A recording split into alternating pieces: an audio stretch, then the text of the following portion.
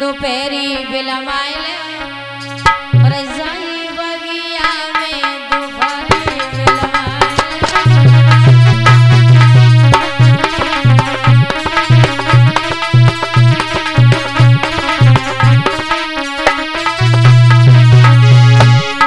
मन में विचार कर रहे हैं। अब एक काम करो, थोड़ा आराम कर ले तो उसके बाद ही पत्र लेके चलेंगे। पीपल की छाया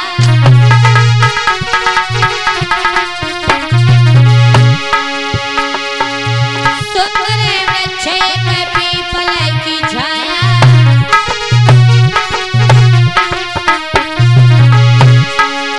वहीं पर ब्राह्मण ने आसन लगाया।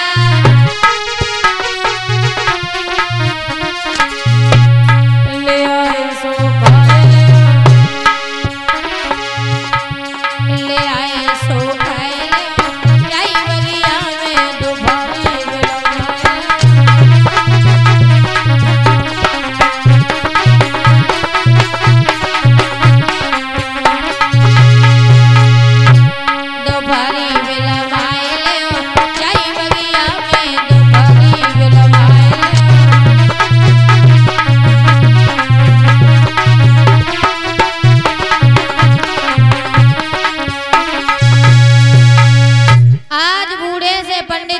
विचार कर रहे हैं। वे काम करो, थोड़ा आराम कर ले तो इसके बाद ये चिट्ठी लेके चलेंगे। तो एक पीपल का वृक्ष निहारा, बड़ी सुंदर छाया है, तो उसी के नीचे बैठ के ठंडी हवा लगी तो सो गए। भगवान कन्हैया ने देखा जो पंडित जी चिट्ठी लेके आए थे वो तो रास्ता में ही सोई गए।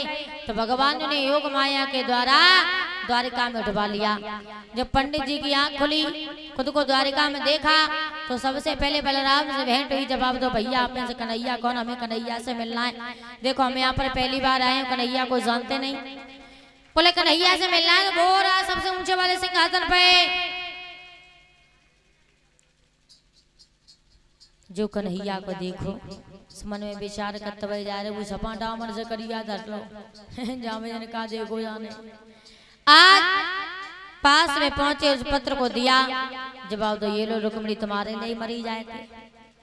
पत्र को पढ़ा। जवाब दो पंडित जी एक बात बताओ, जामे तो कन्हैया को नाम आ रहा, जब कन्हैया है तो शादी कैसे होगी? बोले मेरा काम था पत्र लेना, अब शादी कैसे करना तुम जानो। बोले बाकी जन कितनी सेना है, वो एक तमाचो मारे हमताई में गाड़ी हुई जाए। बात से कहियो भाई से सिपाही के संग चली जाए। बोले ऐसा मत करो, वो तुम्हारे लिए जहर खा लेगी मगर किसी की दुल्हन नहीं बनेगी। जवाब दो पंडित जी अगर ऐसी बात है तो तुम एक काम करो, हम बचपन में बड़े शरारती थे तो भैया हमें अकेला कहीं जाने नहीं देते। एक काम करो तुम दरवाजे पे पहुंचो, जोर जोर से खांसन लगी, हम कचो ना कचो कह के तुम्हें निकाल ले चले। अब पंडित जी वहां से आगे बड़े बलराम के पास पहुंचे तो हाथ जोड़े। जवाब दो भैया अब आप हमें आज्ञा दो। बोले कुछ दान दक्षिणा चाहिए? बोले ना ना ना बस आज्ञा दे दो। जैसे ही पंडित जी आगे बड़े दरवाजे में पहुंचे तो जोर जोर से खांसन लगे। और खांसन की आवाज सुन के भगवान कन्हैया भाग करके पास आए। जवाब दो भैया देखो ब्राह्मण है, अपनी देहरी पे मरी हो तो पाप लगी है, अगर तुम्हारी आज्ञा हो तो थोड़ी दूर छोड़े। बोले ठीक है, ज्यादा दूर मत जाना, बहुत जल्दी लौट के आना। आज पंडित जी को रथ में बिठाया, रथ को लेके चल दिए। कुंदनपुर के बाहर रथ को रोक दिया। जवाब दो पंडित जी जब बताओ जब फौज के न की? बोले जय ऐसे तो पा लगी। बोले पंडित जी हम ना जानते इतनी फौज था, हम अकेले चले आए। एक काम करो, हम जब मंदिर में इंतजार कर रहे, अगर यहाँ तक भेज पाओ तो ठीक है, वरना हमारी तुम्हारी रास्ता अलग। बोले जब यहाँ तक आए गए हो तो लेके ही जाओ। भगवान कन्हैया से मंदिर में इंतजार कर रहे हैं। उधर पंडित जी वहां पहुंचे, रुक्मिणी ने आते हुए देखा तो भागी भागी पंडित जी के पास आई। और जब तो पंडित जी खाए कन्हैया कितने हाथी घोड़ा फौज है? बोले चिपरा सपा डामर से करिया दारो अकेलो आओ 150 ग्राम तूने वहां में कहा दे किलो। रुक्मिणी ने जवाब से नमस्ते कहियो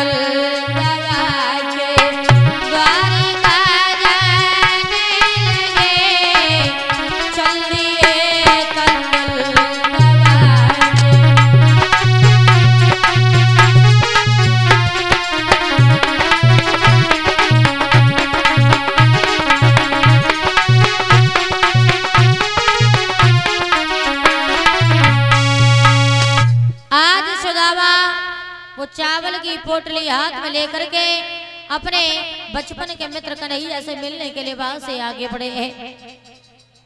दिल में बड़े विचार आ रहे हैं, परमात्मा जितने समय के बाद हम अपने बचपन के मित्र से मिलने के लिए जा रहे हैं, पता नहीं हमें पहचान पाएगा भी नहीं।